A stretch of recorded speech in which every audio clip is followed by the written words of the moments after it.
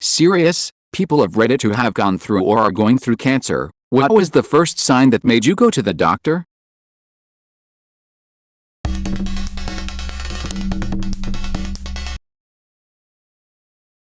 I was fooling around in a mall as a kid. So my dad grabbed me by the neck to make me behave. He felt a lump on my neck and immediately began to get nervous.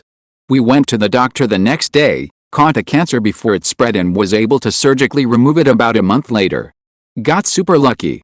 My sister noticed a small painful lump in her breast shortly after having her second child. Doctor diagnosed a blocked mammary gland. A couple weeks later it still wasn't gone.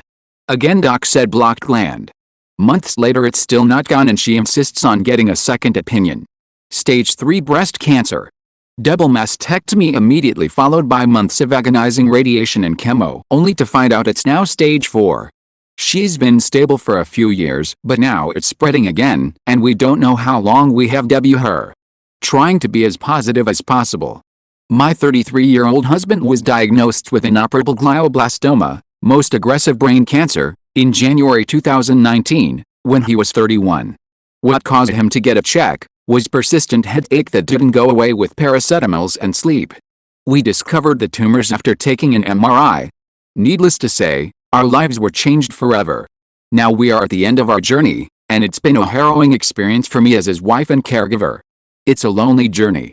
I don't wish it upon anyone and no one has any idea what glioblastoma is like, unless they have gone through it. The median survival time is 14 to 18 months.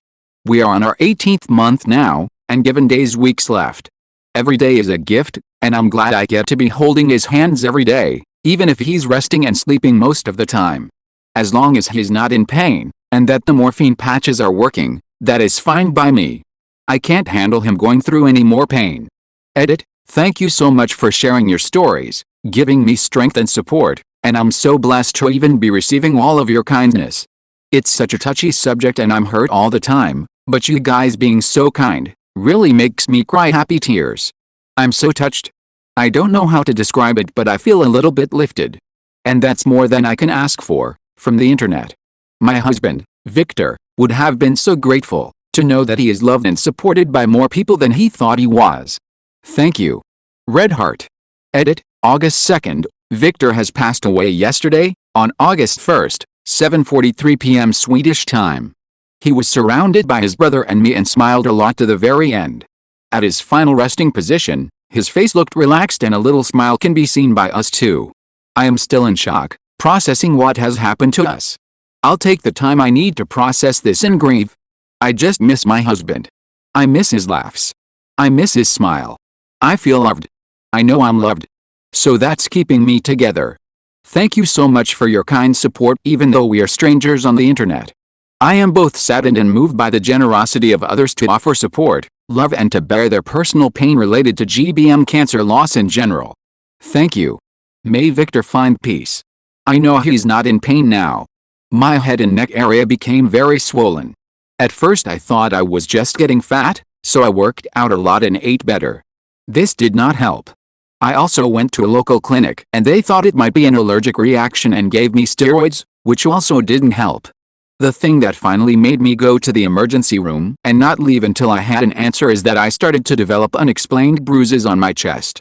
Turns out I had a huge tumor in my chest which had grown around my heart and was compressing the superior vena cava so blood couldn't flow back down from my head. Not great. The good news is that it turned out to be very treatable and I've been cancer-free for 11 years now. Funnily enough, it was a totally unrelated lump. Nope, that lump is fine, just a lipoma. However, we found another lump in the corner of yours Ray and we need to biopsy it.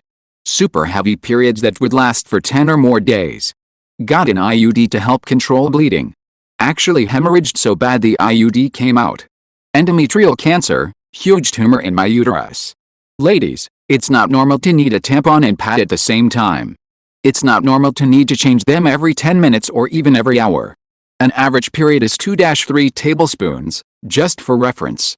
Sorry if TMI. Edited to add, thank you for the well wishes. I am 1 year Ned, no evidence of disease. I was diagnosed at 40. I wish I could respond to everyone. The main takeaway is if something is not right, keep looking for answers and the right physician. Heavy periods do not usually mean cancer in premenopausal women, but there is no reason to suffer through them. Postmenopausal women should not experience any bleeding, one drop and you should go to the doctor right away. On Christmas Eve 2018, my dad lost the ability to talk except for the phrase "this is crazy." Called paramedics because we thought he'd had a stroke. Got him to the hospital where the imaging showed a brain tumor on the outside edge of his brain. The swelling caused him to have a seizure. He was transferred to a bigger local hospital. They did full body scans because it's pretty rare to just have brain cancer. Usually it's a secondary for another cancer site. We got lucky in that it was the sole spot. Went through a craniotomy and 5 rounds of high-dose inpatient chemo, and he's 1 year in remission.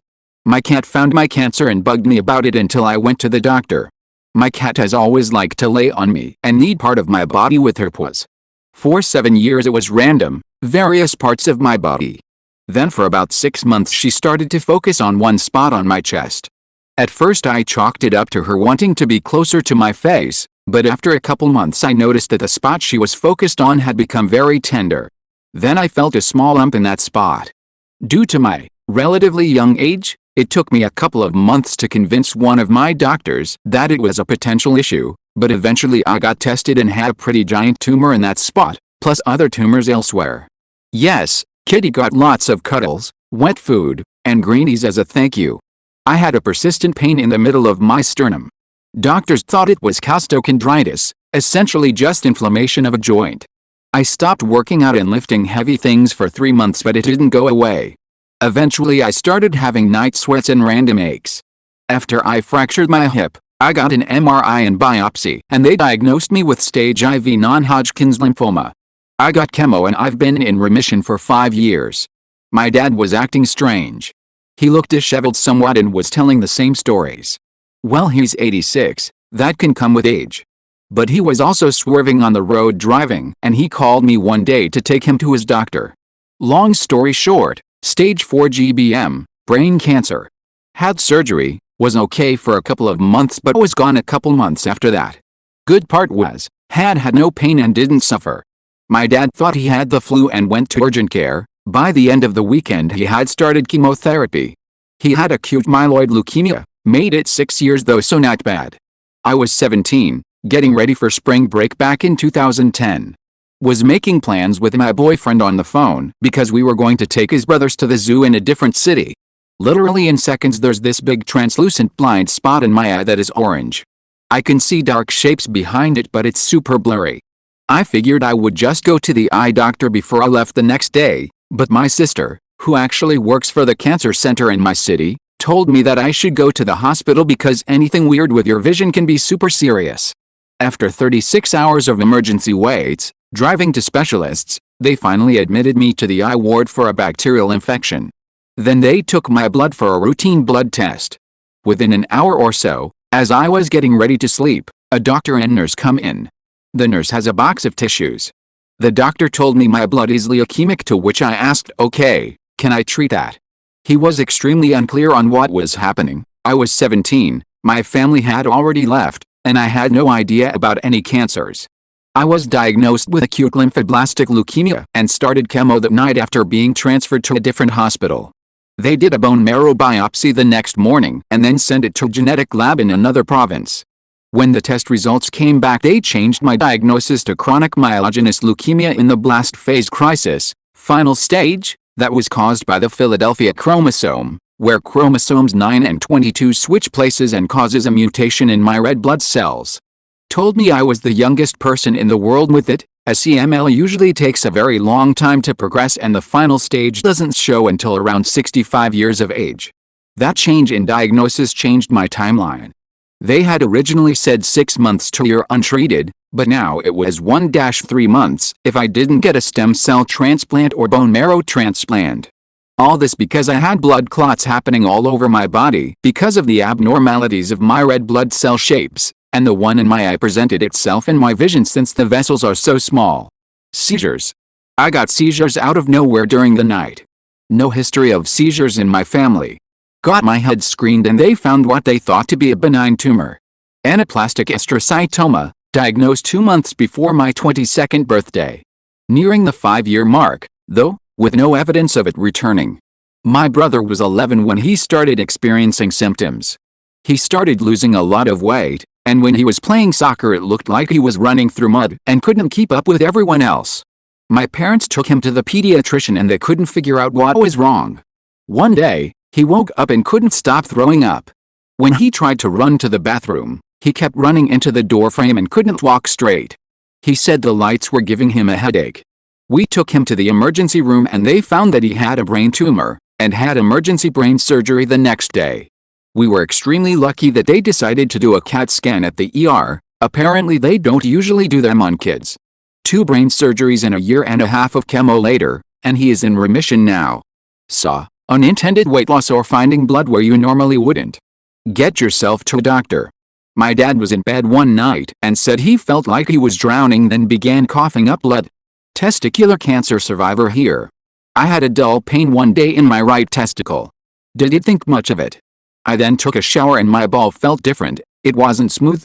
I just felt that something was different. I went to my doctor and asked him to check them to make sure things were normal. He did the check and didn't think things felt off but ordered an ultrasound anyway. I went and did the ultrasound, and I didn't hear what they found. They just asked me to go back for another ultrasound. The next day I got told I had to go to the hospital to see the urologist. Within minutes of meeting the doctor, he told me I had testicular cancer and was having surgery that night. It happened so fast. I caught mine early. Now I tell everyone to feel your balls and know you're normal. I felt a pop in my back. It was actually a vertebra breaking. I had severe pain after, and was later diagnosed with multiple myeloma, a blood cancer. That was 5 years ago, and today I am in remission.